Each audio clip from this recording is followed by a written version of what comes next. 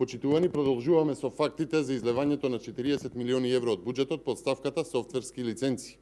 СДС и владата молчат дали основата за 40 милиони евра за 3 години е колегијалноста на Димитар Ковачевски со првиот на Итоникс Марко Андонов, со кого се колеги професори од ист приватен универзитет. Но одиме и понатаму.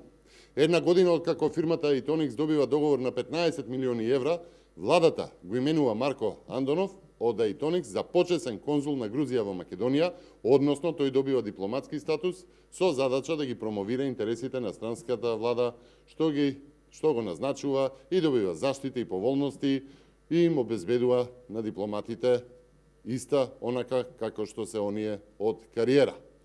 Владата на Ковачевски годинава подпишува втор договор, тежок 25 милиони евра, со фирма каде првиот во одборот на директори е колега на премиерот и при тоа конзул на странска држава.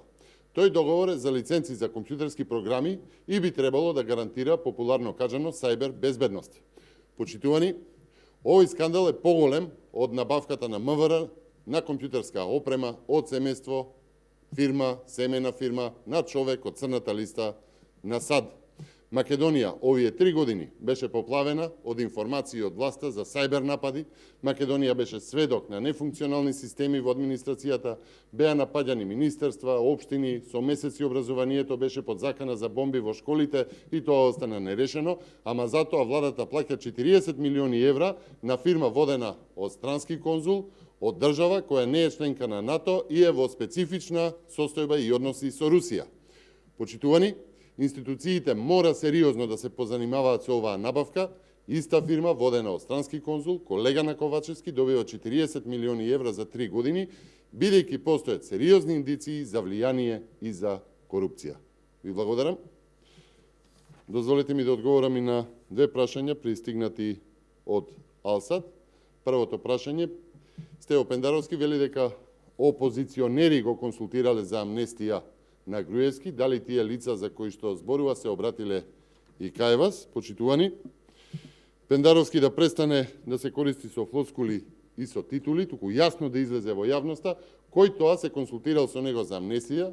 Воспротивно, ке го сметаме за уште една пласирана лага од него. За жал, председател на државата е фикус на власта и председател лажго.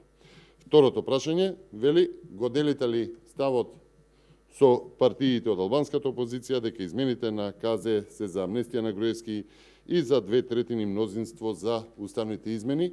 Почитувани, ВМРО ДПМН е голема партија со своји јасни ставови. Измените на КЗ се за амнестија на власта, обид да се спасат од одговорност, 6 години ја водат државата во криминал, корупција и сиромаштија и за тоа ќе одговараат. Ви благодарам.